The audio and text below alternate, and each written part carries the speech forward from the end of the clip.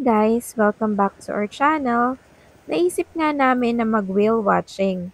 Sa mga bago pa lang dito sa Newfoundland, isa sa mga tourist attraction dito ay ang St. Vincent's Beach. From St. John's, it will take 1 hour and 50 minutes to 2 hours. From June to August, makikita po ang humpback whales just off the beach, feeding on capelin and other sea life. Meron pong steep drop-off ang beach na ito. Kaya naman nakakalapit po sa pampang ang mga humpback whales. Harmless po sila at hindi predatory. Ang mga humpback whales gaya ng lahat ng mga whales ay mamas at nagigive birth sa malalaking calves. These whales are known for their singing during courtship daw. The males compose intricate song to attract females.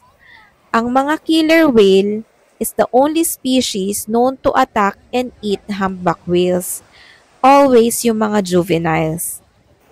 Humpback whales are easy to identify compared to some other baleen whales.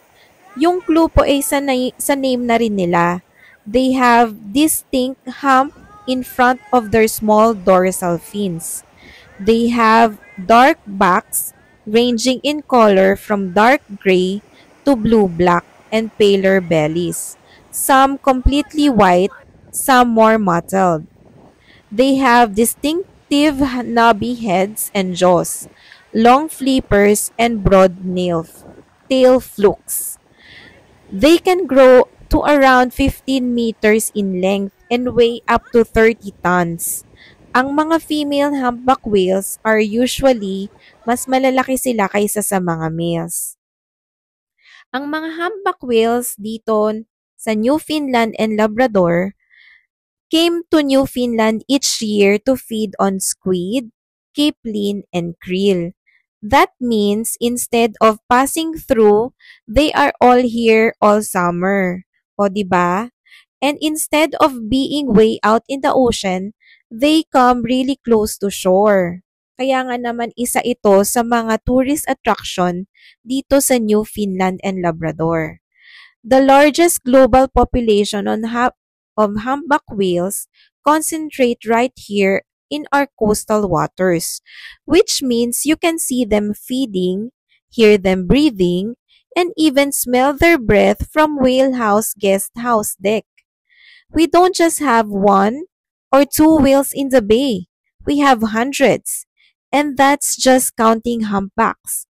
You can find another 21 species of dolphins and whales in our coastal waters, included sperm whales, blue whales, right whales, pothead whales, minke whales, and orcas, lovingly referred to as killer whales.